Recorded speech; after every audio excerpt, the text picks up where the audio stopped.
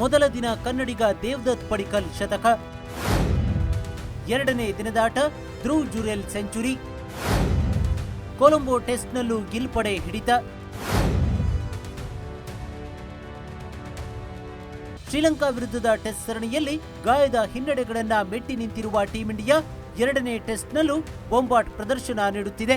ಮೊದಲ ಟೆಸ್ಟ್ ಗೆದ್ದ ಶುಭ್ಮನ್ ಗಿಲ್ ಪಡೆ ಇದೀಗ ಕೊಲಂಬೋದಲ್ಲಿ ನಡೆಯುತ್ತಿರುವ ಎರಡನೇ ಟೆಸ್ಟ್ ಪಂದ್ಯದಲ್ಲೂ ಗೆಲುವು ನಮ್ಮದೇ ಅನ್ನೋ ಸೂಚನೆ ನೀಡಿದೆ.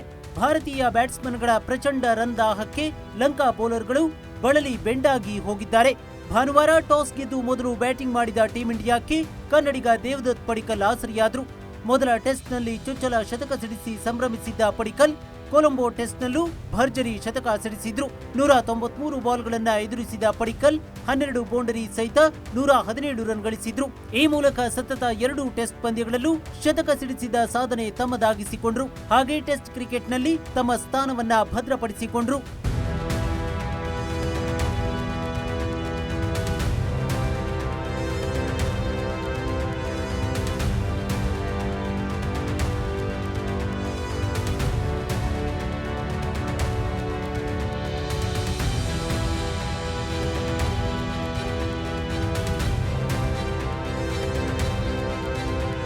ಎರಡನೇ ದಿನದಾಟದಲ್ಲಿ ಟೀಂ ಇಂಡಿಯಾದ ಬ್ಯಾಟಿಂಗ್ ಸಾರಥ್ಯ ವಹಿಸಿದ್ದು ವಿಕೆಟ್ ಕೀಪರ್ ಧ್ರುವ್ ಜುರೇಲ್. ಮೊದಲ ಟೆಸ್ಟ್ನಲ್ಲಿ ಅರ್ಧಶತಕ ಸಿಡಿಸಿದ್ದ ಜುರೇಲ್ ಎರಡನೇ ಟೆಸ್ಟ್ನಲ್ಲಿ ಶತಕ ಸಿಡಿಸಿ ಮಿಂಚಿದ್ರು. 177 ಬಾಲ್ ಎದುರಿಸಿದ ಜುರೇಲ್ 9 ಬೌಂಡರಿ 2 ಸಿಕ್ಸರ್ ಸಹಿತ ಅಜೇಯ 115 ರನ್ ಗಳಿಸಿದ್ರು. ಈ ಮೂಲಕ ಲಂಕಾ ನೆಲದಲ್ಲಿ ಟೆಸ್ಟ್ ಕ್ರಿಕೆಟ್ನಲ್ಲಿ ಸೆಂಚುರಿ ಬಾರಿಸಿದ ಭಾರತದ ಮೊದಲ ವಿಕೆಟ್ ಕೀಪರ್ ಎಂಬ ಹೆಗ್ಗಳಿಕೆಗೆ ಪಾತ್ರರಾದರು. ಇದಕ್ಕೂ ಮುನ್ನ 2010ರಲ್ಲಿ ಧೋನಿ ಗಳಿಸಿದ 76 ರನ್ ಈವರೆಗಿನ ಅತ್ಯಧಿಕ ಮೊತ್ತವಾಗಿತ್ತು.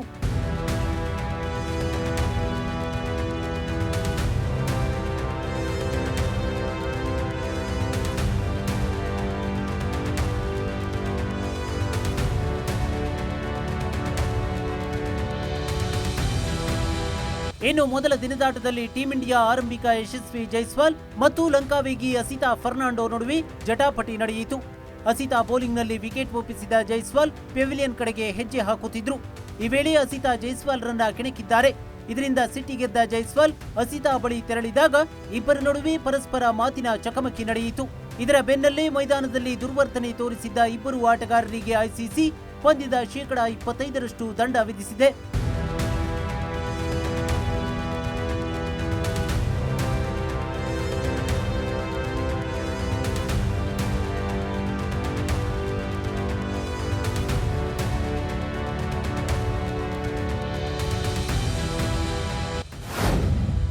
ಮೊದಲ ಇನ್ನಿಂಗ್ಸ್ನಲ್ಲಿ ಶ್ರೀಲಂಕಾಗೆ ಆರಂಭಿಕ ಆಘಾತ.